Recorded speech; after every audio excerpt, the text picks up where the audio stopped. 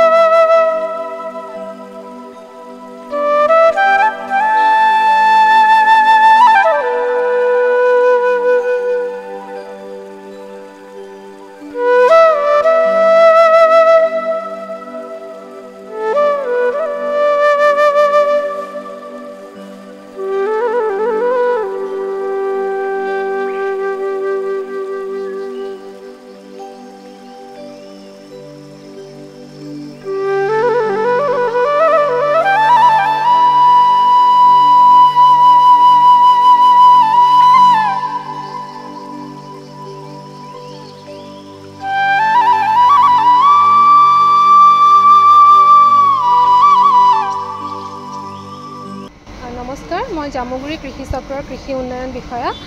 আজি আমি নাজিৰা সংমণ্ডলৰ জলসিঞ্চন বিভাগৰ SDO ছাৰৰ সৈতে আজি আমি তেলিয়াল মৰাবজাৰ মৌজাৰ অন্তৰ্গত তেলিয়ালত যি 7টা স্কিম আছে, তেলিয়াল 1, তেলিয়াল 2, তেলিয়াল এক্সটেনশ্যন 1, 2, 3 আৰু আমগুৰি 1, 2, এই 7টা স্কিম আমি আজি পৰিদৰ্শন কৰোঁ আৰু গোটেইখিনি স্কিমে ৰানিং অৱস্থাত আছে আৰু কৃষক ৰাইজ যথেষ্ট উপকৃত হৈছে।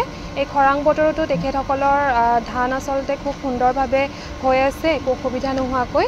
আৰু ইয়াৰ লগতে আৰু আমি ৰাইজক আহ্বান জনাম যাতে যদি তেওঁলোকৰ কেনেবাকৈ ইৰিগেশ্যনৰ জলসিঞ্চনৰ প্ৰয়োজন আছে নিজৰ খেতিপথাৰত, সকলো ৰাইজ আগবাঢ়ি আহক আৰু আমাৰ লগত যোগাযোগ কৰক। ধন্যবাদ। নমস্কাৰ, আজি আমি একেলগে বাইদেউৰ লগত জইণ্ট ভিজিট কৰিলোঁ। এই গোটেই 7টা স্কিম আমি ৰানিং অৱস্থাতেই পালোঁ আৰু একচুৱেলি এই পইণ্টকেইটা আজি 10-12 বছৰ ধৰি পেলাই বিকল হৈ আছিলে, কিন্তু যোৱাটো বছৰত MNR শিতানত আমাৰ মাননীয় জলসিঞ্চন মন্ত্ৰী ডাঙৰীয়াই আমাক যিখিনি MNR শিতানত যিখিনি ধন দিলে তাৰ বিনিময়ত আমি গোটেইকেইটা স্কিম আমি কাৰ্যক্ষম কৰিবলৈ সক্ষম হ'লোঁ আৰু তাৰ ফলত এইবেলি আমাৰ এই গোটেই 7টা পইণ্ট আমাৰ আমগুৰিৰ পৰা আৰম্ভ কৰি তেলিয়াল 1, তেলিয়াল 2 গোটেই 7টা স্কিম এতিয়া ৰানিং অৱস্থাত আছে আৰু তাৰ ফলত ৰাইজ আমাৰ বেনিফিচিয়াৰী বাইদেউ ইয়াতে আছে, বেনিফিচিয়াৰী হয় তেখেত, আৰু বিভিন্ন অঞ্চলৰ যিখিনি মানুহে খেতিয়ক আছে গোটেইখিনি এতিয়া লাভান্বিত হৈছে।